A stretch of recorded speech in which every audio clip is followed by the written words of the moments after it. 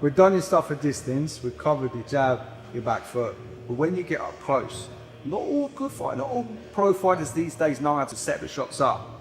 Similarly with those upcuts and those body shots, you set them up so nicely in the skies. So for instance, you throw those little throwaway shots up close, there, boom, boom, boom, boom.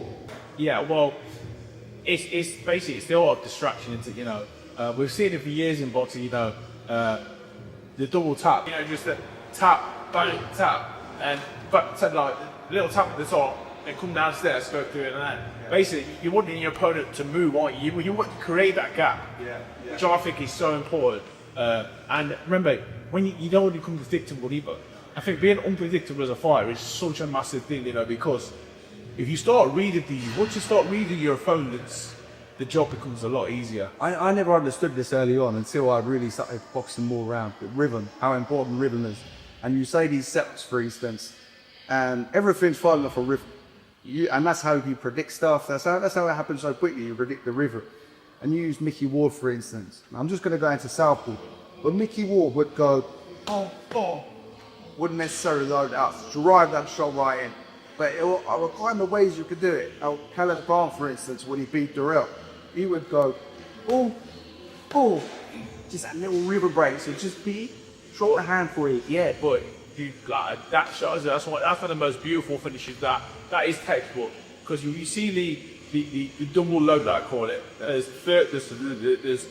the first shot, was it the first shot down here, and the recoil, which you think, you know, when you're hitting a bag or you're sparring or you're young, you think, oh my god, that's going to take too long. But it's not, because like you say, it's the rhythm in it. It's the 1, 2. It's not like it doesn't take long. People think, let me do my arm because it's a cutter. Wow. No, there's nothing in it. It's the rhythm of the body and the legs. There's 1, 2. You know, that load onto the front foot, put that weight onto the front foot. And then remember the drive back. Cool. That's what about shots. And my last fight, and again, this is what I mean by you know, think about these things. But I had him arranged, his hands are up here, and my good shot in my left foot to the body. So, boom, boom, and he just picked up straight away.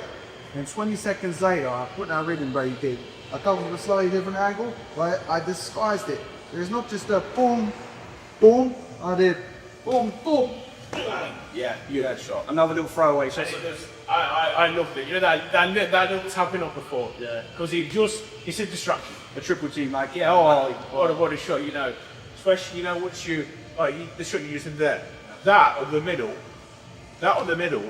It don't just, if you try and defend it with your arms, it opens a gap for you. You know, for your body shot. Or if it lands, even better. If it lands and you land out of the shit and it takes someone's head up. Their bodies, they're automatically coming up. So it gives you that little 100%. So Nubby just talks about an up on a body shot and a hook. Fry him his arm because he gets Tete last fight. Show me how you did it. Show me exactly how you did. Yeah, so like I said, within the first minute, what I did realise was he had very heavy hands. You know, what actually worked with him in that fight was, I've been out of the ring for a few months. There's a lot of pressure going to the fight. The first shot of the actual fight, he lands a lead hand uppercut. So that's when you know the guy you're fighting is unorthodox. When he's leading off with a lead hand uppercut, and he half caught me, which I was a bit embarrassed about, that sort of what I thought, right, I've got to be on it. What I didn't know was in close, because I felt the power in that first shot. He didn't catch me full on, but I thought, he's going to get hit by 2 minutes. So in that exchange there, we was in close, was like in range. And just again, naturally, you know, I seen the shot, just did the right upcut, brought me onto the left look, and then I wanted to be saved. But I didn't want to be saved by getting away. I thought, so I'm here now, let your hands go. So right up, or left up, and then I used the control with the left there, across there, sort of blocks. It's not a lot you can do. It's not a lot you can do from there, unless you know that little uppercut. What I did is I beat him to the punch with the right hook, which obviously put him down. And that little control move you've done there, if you just do that again, not that does. It's not an elbow, it's just a control. But what it does is just in leaning back. These controls are so good because you use your whole body, and you're shoving people, pulling people. People don't expect it, but this is professional boxing. You know, these are these are things you can do. I think a lot of the inside stuff is dying out. Like when we watch the old fighters, I mean the old fighter, Henry Armstrong would always, he would use his chest and be here, and he would be smaller. So this isn't a bad comparison. But he would be in close, and it would be your body shots. And that's so good. That's so good. One thing we're having to work on now in any training camp is clinches. If you look at any of the heavyweight fights of recent time, there's so much time spent in clinches.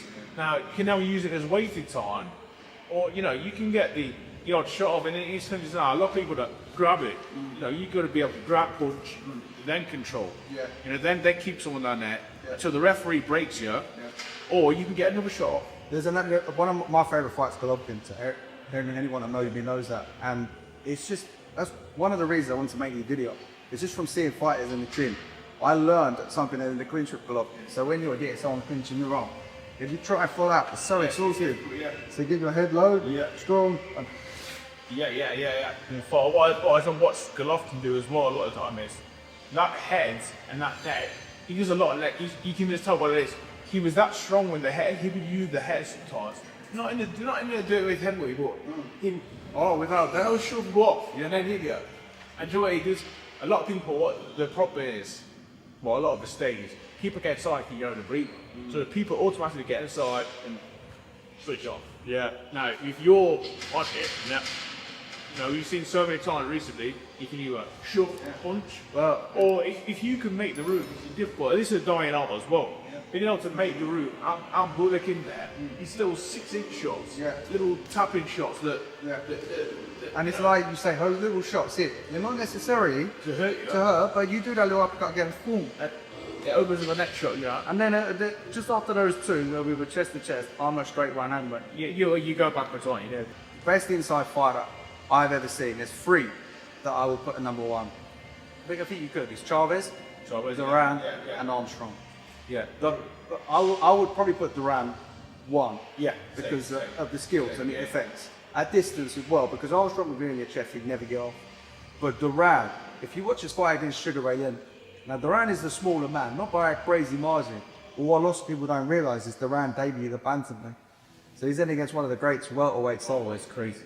And if you watch when he's up close, it all looks wild and crazy, but it's not. It's all calculated. It's manoeuvres. And the head, as soon as he gets the length against the ropes, the head is bladed against the chest. And it's just such a control. Again, going back to more recent times, Oleksandr Usyk, you look at English 4 recently. Now the size difference is basically like the way that he manoeuvres them guys. I think he does. I was in his camp recently. I think he does some more on-post things. There are wrestling involved.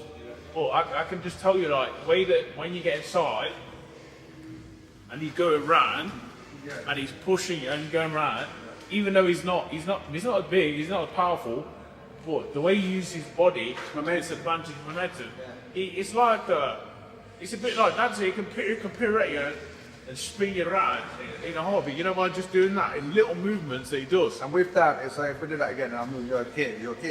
Because you're bigger than this, and I'm not saying that I would be out but because you're a kid, because you're a kid, but momentum goes with you. Right, and then look, I square up. Yeah. You get on me. And then what he does so well, and you're the one who inspired him. I'd love to hear some more. But what he does so well is stepping straight on you with these unpredictable feints. You just don't know what's coming from. What I will tell you is nothing's loaded up. So that makes it. You know when people load up against you? Yeah. I think it's bread and butter. So listen, you know if someone's going to load up against you, you see it coming. The great fighters, they're the ones that they just discard everything. You don't know if it's a power shot coming, a speed shot, or a feint. And you'd never see Usyk stop people in round 1, 2, 3. But he gets people around 8, 9, 10. Because he never loads up and is fall off of this fluid, relaxed momentum, he can maintain that pace of distance. I just think it's like it's basically like an axe on an oak tree. You know, eventually it's going to fall. Do you know what I'm saying? It's like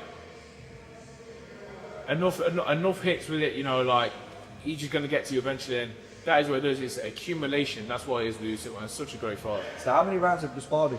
So rough. So in the camp I did a few, and I'll just say that I don't want to give nothing away for anybody to support, but it was I've been in with a lot of good fighters, but he was the best by a quite a long way, just in terms of obviously there's a lot of spar partners. He makes you, even if you do 3 rounds, you feel like you've done 6, and that's not physical, that's mental.